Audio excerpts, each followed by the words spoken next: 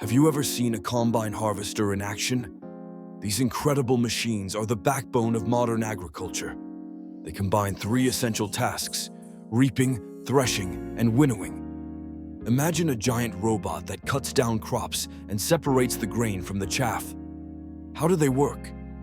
A rotating blade cuts the crops, which are then fed into the machine.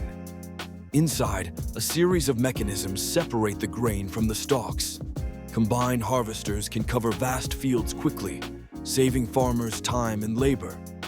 They're used for harvesting grains like wheat, corn, and barley. Thanks to technology, many are equipped with GPS and automation features. This means more efficiency and less waste on the farm. So next time you see one, remember, it's not just a machine, it's a game changer for agriculture.